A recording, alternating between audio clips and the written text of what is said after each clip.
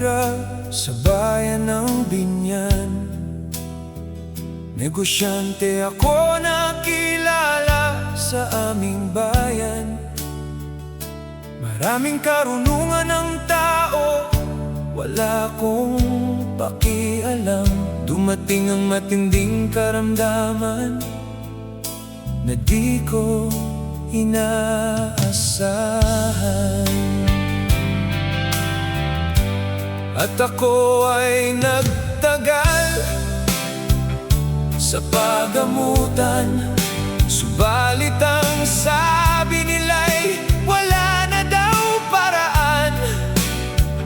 At pinauwi ako na ang dalay kapighatian.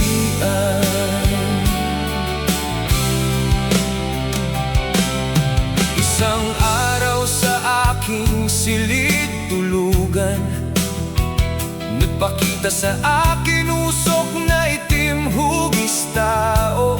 Three black spirit kung tawagin, ramdam ko'y itinulak. Tumba ako sa kama at nanigas, di na ako makagalaw, isip ko na lang ang gumagana. Sila ay nagsulat sa iba't ibang parte ng aking katawan, isang katibayan na kasunduan daw ng ating amang makapangyarihan. 3 linggo nang nakakaraan, doon din sa aking silid tulugan.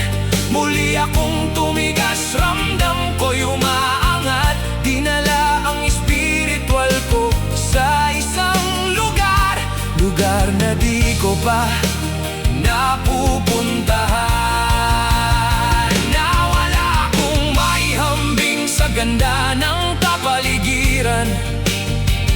Ipinahiga ako sa oval na itim na bato. Nakita kong nakalutang ang 3 white spirit sa kanan, sa kaliwa at sa aking paanan. Binuhusan ako ng tubig na buhay, pinaagos at pinadaloy sa akin ang kapangyarihan.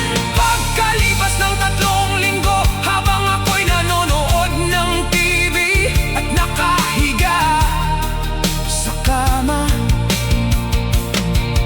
nagpakita sa akin ang amang makapangyarihan. Sa parting kanan na siya ay nakalutang lang, ulap hugis tao siya na may hawak na baston. Tinanong ko siya, ang sagot niya siya daw ang aking espiritu. Tinanggap ko siya ng buong puso ko at kaluluwa, at dala ko siya saan man ako magpunta. Dumating ang pagsubok na di ko inaasahan, at ang akala ko noon ay akin ang katapusan.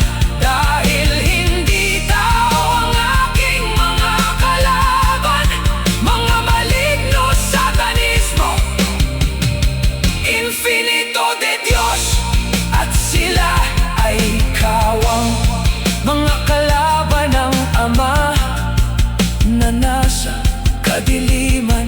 Hindi ako sumuko dahil mensahe ng Ama aking pinanghahawakan. Napagtagumpayan ko sa tulong ng Ama na aking tinatawagan. Ang Ama spiritual, immortal, spiritual.